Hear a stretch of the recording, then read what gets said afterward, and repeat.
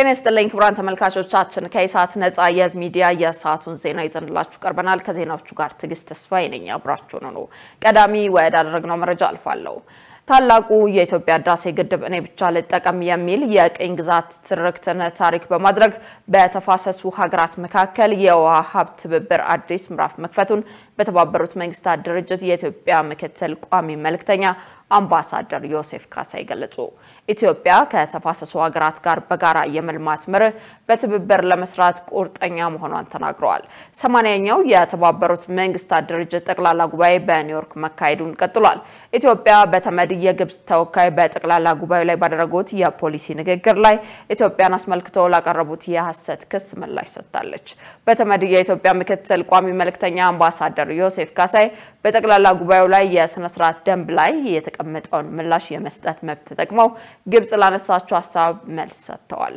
የግብጽ ተወካይ በድጋሚ በኢትዮጵያ ላይ የሰጡትን አስተያየት ተከትሎም ኢትዮጵያ የሁለተኛ ምላሽ መብቷን ተጠቅማ በድጋሚ መልስ ሰጥታለች አምባሳደር ዮሴፍ ኢትዮጵያ ግብጽ በቅርቡ ህዳሴ ግድብን አስመልክቶ ላቀረበችው መሰረተ ቢስ ክስ ለተባበሩት መንግስታት ድርጅት የጸጥታው ምክር ቤት በጻፈችው ደብዳቤ ተገቢው ምላሽ መስጠቷን አስታውሰዋል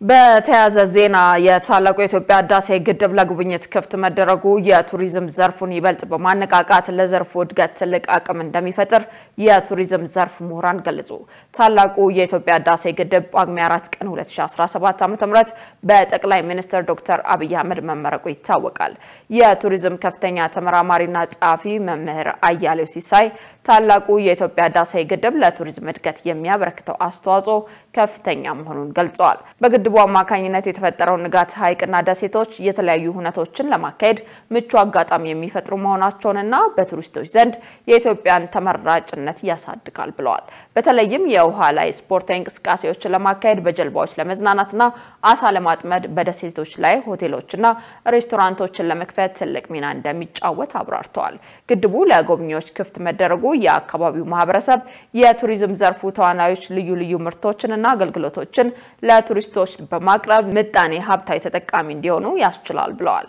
በደብረ ብርሃን ዩኒቨርሲቲ የቱሪዝም ሆቴል ስራ አመራር ተማሪ ካሳይ ብርሃኑ ግድቡ ኢትዮጵያ የቱሪስቶችን ቀልብ የምትስብ ሀገር መሆኗን የሚያረጋግጥ ተጨማሪ የመስህብ ስፍራ መሆኑን ጠቅሰዋል በየአካባቢው ያሉ የቱሪዝም ጸጋዎች በቀላሉ ለማስተዋወቅ እድል እንደሚፈጥር ለስራ እድል ፈጠራም ጉልህ አስተዋጽኦ እንደሚኖረው ተናግረዋል ግድቡን ለመጎብኘት በሚሄዱ የህብረተሰብ ክፍሎች መካከል የባህል ልውውጥ አብሮነትና አንድነትን ማጎልበት እንደሚያስችል ገልጸዋል በተጨማሪም ከቱሪዝም የሚገኘውን ሀብት በሌሎች አካባቢዎች የሚካሄዱ ልማቶችን ለማፋጠን ጉልህ ሚና እንደሚኖረው ተናግረዋል ዶክተር ካሳይ ብርሃኑ በበኩላቸው ከግድቡ የሚገኘውን የቱሪዝም ተጠቃሚነት ይበልጥ ለማጎልበት አስፈላጊ የሆኑ መሰረተ ልማቶችን ማሟላትና አገልግሎትን ማዘመን ላይ መስራት እንደሚገባ ጠቁመዋል የቱሪዝም ሚኒስተር ዴታ ስለሺ ግርማ እንደተናገሩት መንግስት በህዳሴ ግድብ ያለውን የቱሪዝም ሀብት ለማልማትና ለማስተዋወቅ ከተለያዩ አካላት ጋር በቅንጅት እየሰራ ይገኛል ብለዋል ሚኒስቴሩ ከኢትዮጵያ አየር መንገድ ጋር በመሆን በጀመረው የጉብኝት መርሃ ግብር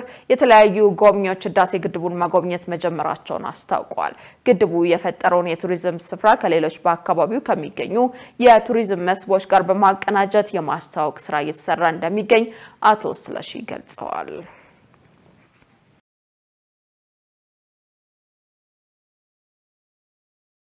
የዘንድሮን ኢሬቻ ባህላዊ ትውፊቱን በጠበቀ መልኩ በልዩ ድምቀት ለማክበር ተዘጋጅተናል ሲሉ አባገዳዎች ገለጹ ኢዚያ ያነጋገራቸው አባገዳዎች ኢሬቻ የኦሮሞ ህዝብ ለፈጣሪ ምስጋና ከሚያቀርብባቸው ቱባ ባህሎች መካከል አንዱ መሆኑን ገልጸዋል አባገዳ ግርማ በቀለ ኢሬቻ አስቸጋሪ የነበረውን የክረምት ወቅት አልፎ ወደ በራ መሸጋገርን የምናበስርበት ነው ብለዋል በክረምት ወቅት በነበረው ዝናብ የወንዝ ሙላትና ጎርፍ በመሳሰሉ ምክንያቶች የተራረቁ ቤተዘመዶችና ህዝቡ የወንዝ ሙላት ቀንሶ ብራን ፈንጥቆ ዳግም የሚገናኝበት የሚጠያየቅበትና ለፈጣሪ ምስጋና የሚያቀርብበት መሆኑን ገልጸዋል የኢሬቻ በዓል በተባበሩት መንግስታት የትምህርት ሳይንስና የባህል ድርጅት ዩኔስኮ የዓለም ቅርስ ሆኖ የተመዘገበው የገዳ ስርዓት አንዱ መገለጫ መሆኑን ጠቅሰው ኢሬቻም ለብቻው እንዲመዘገብ የሚመለከተው አካል ሊሰራ ይገባል ነው ያሉት።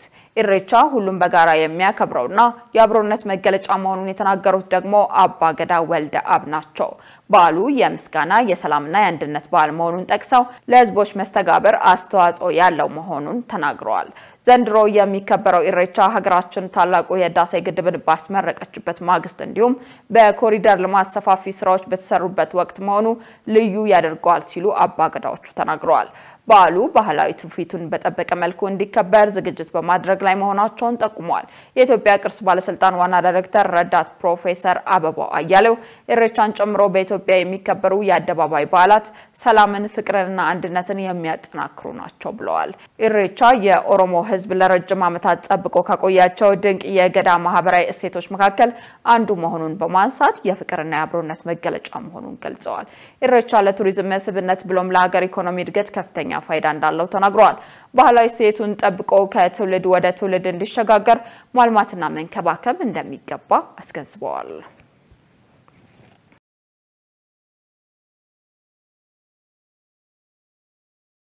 የመንግስት ተቋማት አገልግሎት አሰጣጥን ዘመናዊ ፈጣንና ቀልጣፋ የሚያደርጉ በርካታ ተግባራት እየተከናወኑ መሆኑን የፕላንና ልማት ሚኒስትር ዶክተር ፍጹም አሰፋ ተናገሩ።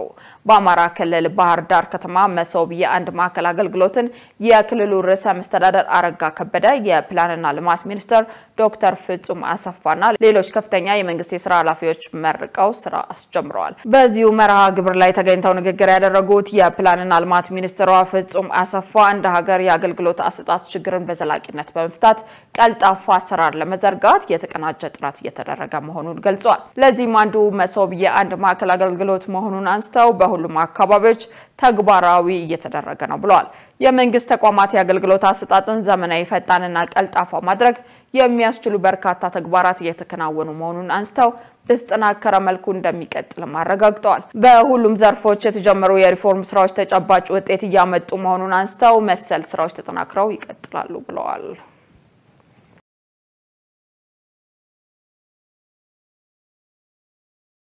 የጥጥ ኦፓል የቆዳና ሌጦ ምርቶችን ወደ ግብይት ስርዓት ሊያስገባ መሆኑን የኢትዮጵያ ምርት ገበያ አስታወቀ። የኢትዮጵያ ምርት ገበያ ዋና ስራ አስፈጻሚ አቶ መርጊያ ባይሳ እንደገለጹት ምርት ገበያው ለሀገሪቱ የውጭ ንግድ እድገት ከፍተኛ አስተዋጽኦ የሚያደርጉ ምርቶችን ወደ ግብይት ስርዓት በማስገባት እየሰራ ይገኛል። በ2017 ዓ.ም የሀገሪቱን የውጭ ንግድ ብዝሃነት ለማረጋገጥ የቢራ ገብስ፣ ጤፍ፣ ተልባ፣ የጎሎ ፍሬ፣ ዳጉሳና ጎመን ዘር ወደ ዘመናዊ ግብይት ስርዓት ማስገባት የተቻለ መሆኑን ጠቅሰዋል። በአጠቃላይም ከ28 በላይ ምርቶችን ወደ ግብይት ስርዓት በማስገባት በ26 ቅርንጫፎች ቀልጣፋና ውጤታማ አገልግሎት በመስጠት ላይ መሆኑን አንስተዋል። ጥጥ ኦፓልና ቆዳና ሌጦን በዘመናዊ ግብይት ስርዓት ለማስገባት የሚያስችል የግብይት ውል ዝግጅት በማጠናቀቅ ላይ ይገኛል ሲሉ ገልጸዋል። ምርቶቹ በዘመናዊ ግብይት ስርዓት በያዝነው በጀት ዓመት ለገበያ እንደሚቀርቡ ገልጸዋል።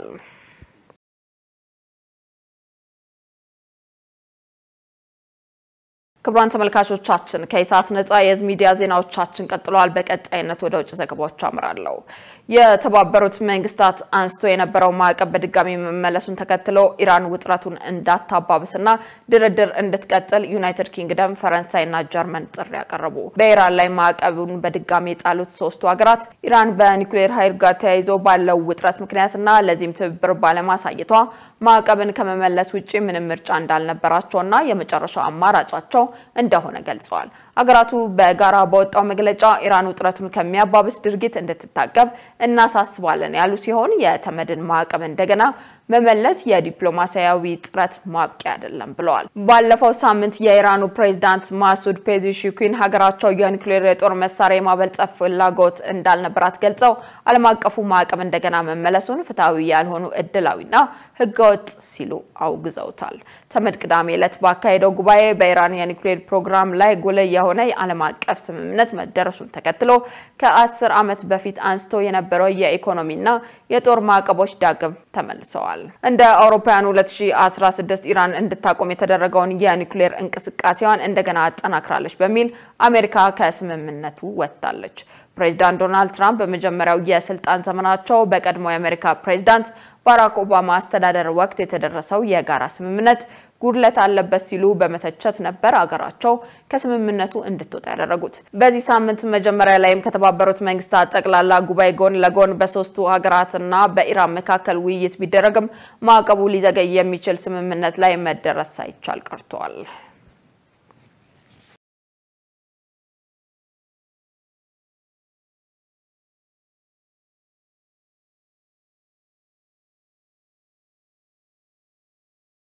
ትራምፕ የኢሚግሬሽን ማቆያ ማዕከላትን ኢላማ ያደረጉ ተቃውሞዎችን ለማስቆም በኦሪንግ ፖርትላንድ ወታደሮች እንዲሰማሩና አስፈላጊ ከሆነም ሙሉ ኃይል እንዲጠቀሙ አዘዙ።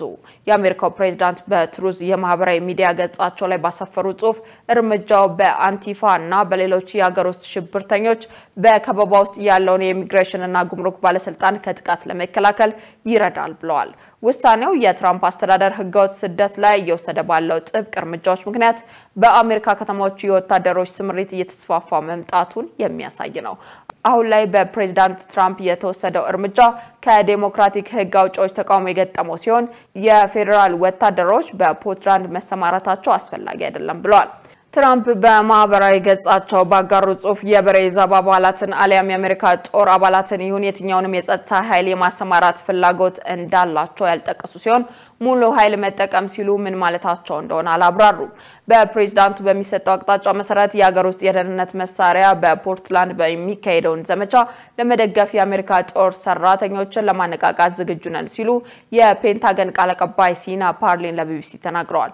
መስሪያ ቤቱ አስፈላጊና ወቅታዊ መረጃዎች እንዲሰጥም አክለዋል። ከአውሮፓውያኑ መስከረም 8 ጀምሮ የአሜሪካ ጠቅላይ አቃቢ ህግ ቢሮ በፖሊስ መኮንኖች ላይ ጥቃት መፈጸም፣ በፖሊስ ቁጥጥር ስር ላለማዋል በመታገልና እሳት በመለኮስ በ26 ግለሰቦች ላይ የፌደራል ክስ መስርቷል።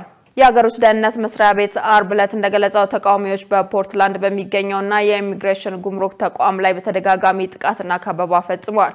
በዚህም በርካታ ግለሰቦች በቁጥጥር ስር መዋላቸውንና የፌደራል ህግን በመጣስ ክስ እንደተመሰረተባቸው መስሪያ ቤቱ በማህበራዊ ሚዲያ ላይ ባጋራው ጽሑፍ ገልጿል።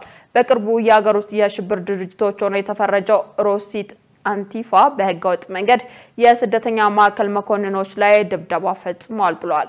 የመኖሪያ ቤታቸውን አድራሻ በበይነመረብና በበራሪ ወረቀቶች ላይ አትመዋል። ከአንቲፋ ጋር ግንኙነት ያላቸው ግለሰቦችን በሀገር ውስጥ ደህንነት ሰራተኞች ላይ የግድያ ማስፈራሪያ ልከዋል ሲል የሀገር ውስጥ የደህንነት መስሪያ ቤት ገልጿል። የአካባቢው ህግ አውጪዎች ለማህበረሰቡ አስጊ ያልሆኑ ሰዎችን በማሳደድ የኢሚግሬሽንና ጉምሩክ ባለስልጣናትን ከሰዋል።